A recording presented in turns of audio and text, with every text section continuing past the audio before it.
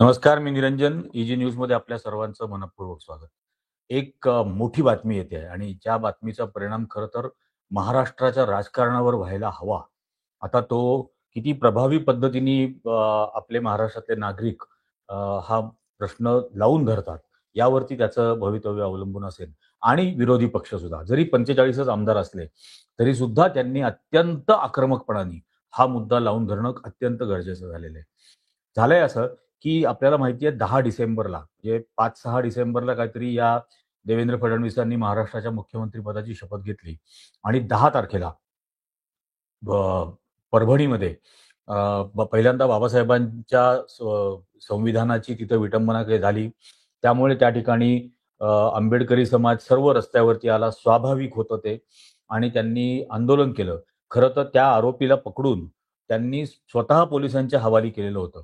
पण पोलिसांनी त्या आरोपीला ताब्यात घेतल्यानंतर काही वेळातच तो मनोरुग्ण आहे असं म्हणून त्याला हे केलं, जाहीर करून टाकलं. आणि इकडे हा आंबेडकरी समाज रस्त्यावरती आला. त्यांनी धरणं आंदोलन केलं, रस्त्यावर बसले. त्या आंदोलनाचे फोटो सगळीकडे आले आणि ते आंदोलन करून ते परत गेले. ते परत गेल्यानंतर 2 तासांनी परभणीमध्ये दंगल सुरू झाली आणि वाहनांची तोडफोड वगैरे असा प्रकार जवळ-जवळ 2-2.5 तास तो सगळा चालला. तोपर्यंत परभणीमध्ये पोलिसांनी काहीही केलेलं नव्हतं. हे झाल्यानंतर रात्री कोम्बिंग ऑपरेशन पोलिसांनी सुरू केलं आणि सगळ्या आंबेडकरी वसाहतींमध्ये ज्या घरांवरती अ, अशोक चक्र दिसेल किंवा बाबासाहेबांचं नाव लिहिलं असेल किंवा निळ्या रंगाचा झेंडा लावलेला असेल, त्या सर्व घरांमधल्या तरुणांना बाहेर ओढून बेछूट मारहाण केली. महिलांना मारहाण केली, लहान-लहान मुलांना मारहाण या सगळ्या प्रकारात केली आणि काही जणांना पकडून नेलं.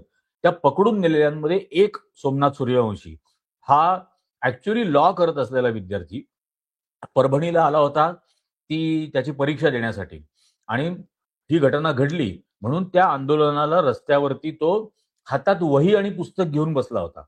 त्याचेही फोटो त्यावेळेला प्रकाशित झालेले होते. हातामध्ये वही घेऊन बसलेल्या आंदोलनकर्त्याला, सोमनाथ सूर्यवंशीला पोलीस उचलून नेलं, पकडून नेलं आणि नंतर त्याला जी काही बेछूट मारहाण झाली, त्या बेछूट मारहाणीमध्ये त्याचा मृत्यू झाला.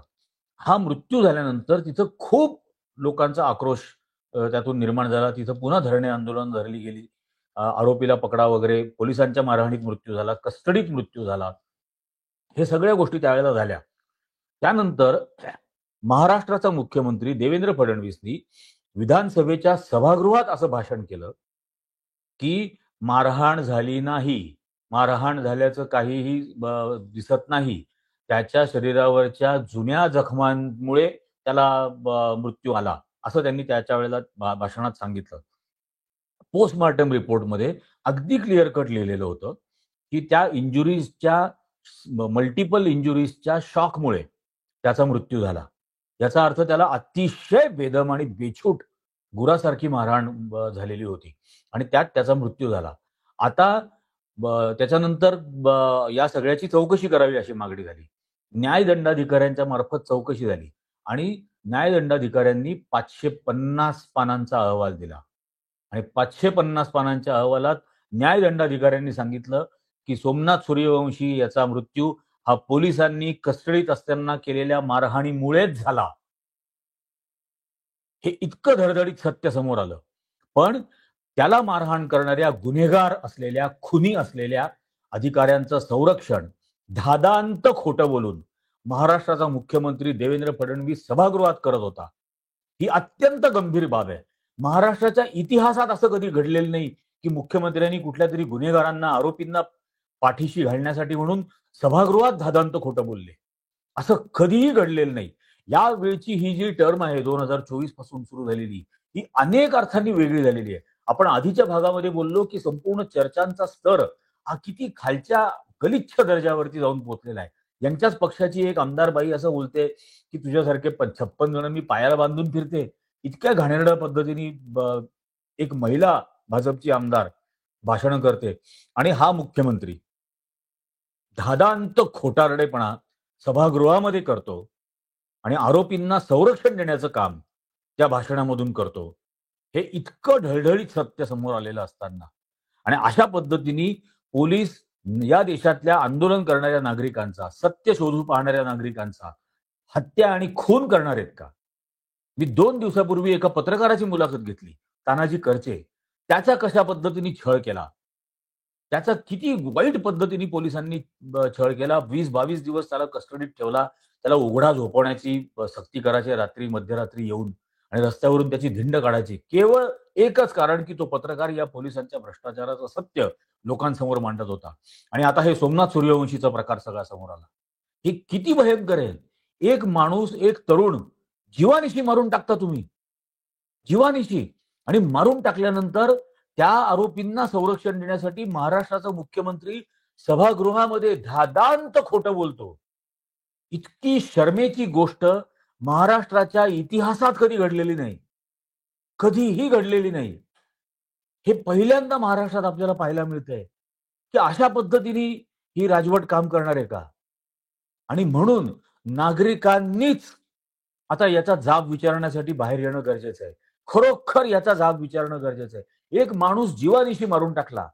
काय त्या कुटुंबावर झालं असेल? अत्यंत हाल अपेष्टांमधून अत्यंत मागासवर्गीय समाजातला तो मुलगा अतिशय हाल अपेष्टा भोगून, अतिशय कष्टाने, मेहनतीने वकील कायद्याचं शिक्षण घेण्याचा प्रयत्न करत होता आणि कायद्याचं शिक्षण घेऊन पाहणाऱ्या माणसाला अशा बेकायदेशीर गुन्हेगारी पद्धतीने मारून टाकलं जातं आणि मुख्यमंत्री त्याची समर्थन करण्यासाठी सांगतात, की जुन्या जखमांमुळे मेला, मारहाण झालीच नाही. किती खोटारडेपणा या महाराष्ट्राशी करणार आहात. त्या लाडक्या बहिणींची खोटारडेपणा केला, शेतकऱ्यांची खोटारडेपणा केला, सोयाबीनच्या शेतकऱ्यांची खोटारडेपणा केला. आता या देशातल्या सामान्य नागरिकांची, विद्यार्थ्यांशी सुद्धा तुम्ही हा खोटारडेपणा करताय आणि त्यांचा जीव घेतला जातो या राज्यामध्ये. हे कधी थांबणार आहे आणि थांबणार आहे की नाही? या राज्यातला नागरिक जर का यांना जाब विचारायला आला तरच हे थांबू शकेल. आणि विरोधी पक्षांनी सुद्धा 40-45 आमदार का असेना, जे काही आहेत, या सभागृहाला धादांत खोटी माहिती दिली म्हणून मुख्यमंत्र्यावरती हक्कभंगाचा प्रस्ताव आणा. हा मनुष्य मुख्यमंत्री राहून चालणारच नाही. प्रत्येक ठिकाणी हे आपण पाहतोय, की पोर्शेची घटना पुण्यामध्ये घडली. काय घडलं? त्याही आरोपीला संरक्षण देण्यासाठी वेगवेगळ्या प्रकारचे मेडिकल रिपोर्ट बनवण्याचा प्रकार झाला. मेडिकल रिपोर्ट नष्ट करण्याचा प्रकार झाला त्या पुण्यातल्या अपघाताच्या घटनेमध्ये. त्यावेळेला काँग्रेसमध्ये असलेले रवींद्र धंगेकर हे अचानक त्यांचं काय कायापालट झाला माहित नाही, पण ते त्याच एकनाथ शिंदेच्या पक्षामध्ये गेले. ही पण एक लाजिरवाणी गोष्ट आहे खरं तर. पण हे घडलं आणि त्यानंतर आपण बघितलं वारंवार त्या खारघरला मंदिरामध्ये एका पुजाऱ्याने बलात्कार केला. छत्रपती शिवाजी महाराजांचा पुतळा कोकणात पडला. नाशिकला 5-6 वर्षाच्या मुलीची शाळेमध्ये विटंबना करायचा प्रकार घडला. बदलापूरमध्ये तोच प्रकार घडला. इथं पकडलेला आणि जो पुरावा होऊ शकत होता, अशा अक्षय शिंदेला गोळ्या घालून ठार केलं गेलं आणि त्या शाळेचा संस्थापक संचालक असलेला तो राहुल आपटे मात्र फरार त्या सगळ्या भानगडीमधून. आजही त्याला पकडू शकत नाही. इथं पत्रकारांचे फोन टॅप करणार, बाकी विरोधी पक्षाचे फोन टॅप करणार, तर राहुल आपटेचा फोन टॅप करून त्याला शोधू शकत नाहीत. अशी अवस्था झालेली आहे. हे बदलापूर झालं. त्याच्यानंतर औस्याला, लातूर जिल्ह्यात 70 वर्षाच्या म्हातारीबरोबर अतिप्रसंग बलात्कार झाला, तिचा खून पण झाला. पन्हाळ्याला 15 वर्षाच्या मुलीबरोबर झालं आणि त्याच्यानंतर सोमनाथ सूर्यवंशीची हत्या झाली. ही आत्ता पोलिसांनी जी केली, ज्याचा रिपोर्ट आला बाहेर समोर, तो संतोष देशमुखची बीडमध्ये हत्या झाली. हा काय आहे? हा गृहमंत्री आहे आणि याच्या पक्षाचे, याचे समर्थक असलेली माणसं, याचे जिवलग मित्र असलेली माणसं, प्रशांत कोरटकर सारखी छत्रपती शिवाजी महाराजांचा अपमान करत फिरतात. काय वाटेल ते गलिच्छ बोलतात. जिजाऊ म्हणजे मा जिजाऊंच्या नाव चारित्र्यावरती शिंतोडे उडवतात. हे सगळं चालतं. त्याला पोलीस संरक्षण दिलं जातं. त्याचं अजामीन पात्र त्याला जामीन पहिल्यांदा देऊन टाकला जातो आणि आता तो फरार आहे. कुठे आहे माहित नाही. कोणी म्हणतं चंद्रपूरला हॉटेलमध्ये होता, पोलीस अधिकाऱ्यांना भेटला, पोलीस मुख्यालयाच्या समोर असलेल्या हॉटेलमध्ये राहिला, पण त्याला पकडू शकत नाहीत. राहुल सोलापूरकर छत्रपती शिवाजी महाराजांच्या संपूर्ण शौर्यावरती आणि बुद्धिमत्तेवरती पाणी फिरवतो आणि खुशाल बोलतो की लाच देऊन पळाले तिथून. लाच देणारे होते छत्रपती शिवाजी महाराज. असा इतका अपमान करतो. तर राहुल सोलापूरकरला संरक्षण, आरोपींना आणि गुन्हेगारांना संरक्षण हा महाराष्ट्राचा मुख्यमंत्री देत असेल तर त्याच्या विरोधामध्ये हक्कभंगच आला पाहिजे. आणि या राज्यातल्या सर्व संवेदनशील लोकशाही हवी असलेल्या नागरिकांनी याचा जाब विचारायला पाहिजे, याचा प्रत्येकाने जाब विचारायला पाहिजे. एक माणूस जीवानीशी गेलेला आहे, सोमनाथ सूर्यवंशी गेलेला आहे, संतोष देशमुख गेलेला आहे. अशी माणसं घालवायची आहेत का? त्यांच्या कुटुंबियांना न्याय कसा मिळणार जर मुख्यमंत्रीच दादांत खोटारडेपणा करत असेल तर? त्यामुळे हे अतिशय गंभीर प्रकरण आहे. याची गांभीर्याने महाराष्ट्रातल्या सर्व नागरिकांनी दखल घेणं गरजेचं आहे. आणि हे थांबणार नाही. हे भाजपच्या समर्थकांना जर का असं वाटत असेल की हे थांबेल, हे विरोधकांबरोबर घडतंय, हे दलित समाजाच्या मुलांबरोबर, हे तुमच्याही पर्यंत येईल. कारण बेछूटपणा, बेबंदशाही याची थाप शेजाऱ्याच्या घरावर वाजलेली आहे. ती तुमच्याही घरावर वाजेल जर तुम्ही आज दार उघडून बाहेर नाही पडलात तर. त्यामुळे हा अन्याय आहे. हे कायद्याचं राज्य नाही चाललेलं. आणि म्हणून नागरिकांनीही याचा विरोध करायला हवा. विरोधी पक्षांनी सुद्धा हक्कभंग प्रस्ताव आणला पाहिजे याच्याबद्दल. अतिशय तळमळीने मी हे सांगतोय. अशा पद्धतीने राज्य चालत नाहीत. कायदा आणि सुव्यवस्था जपायची जबाबदारी मुख्यमंत्र्यावरती असताना अशा बेछूट घटना घडतात आणि त्या लपवण्यासाठी हा खोटारडेपणा करतो सभागृहामध्ये. काही तर पावित्र्य बाळगा त्या सभागृहाचं. हे काहीच होणार नाहीये का? ही खरोखर अत्यंत चिंतेची गोष्ट आहे. आणि म्हणून मी पुन्हा पुन्हा कळकळीने सांगतोय की प्रत्येकाने याच्याबद्दल आवाज उठवणं गरजेचं आहे. तुम्हाला काय वाटतं हे या व्हिडिओच्या कॉमेंटमध्ये नक्की सांगा. सर्वांनी हा व्हिडिओ लाईक करा, जास्तीत जास्त लोकांपर्यंत पोहोचवा, जास्तीत जास्त लोकांना हा व्हिडिओ बघायला सांगा आणि सर्वांना हे चॅनल सबस्क्राईब करायला सांगा.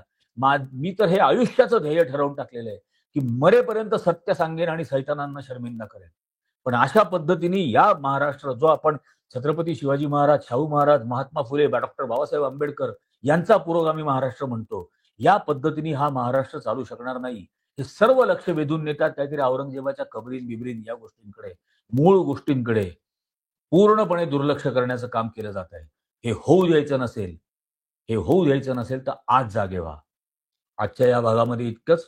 पुन्हा एकदा विनंती की हा व्हिडिओ जास्तीत जास्त जणांनी लाईक करा, जास्तीत जास्त जणांना याची लिंक शेअर करा आणि सर्वांना हे चॅनल सबस्क्राईब करायला सांगा. ही सत्य परिस्थिती आपल्याला करोडो लोकांना रोज सांगायची आहे, तरच त्यांना जागं करता येईल. धन्यवाद.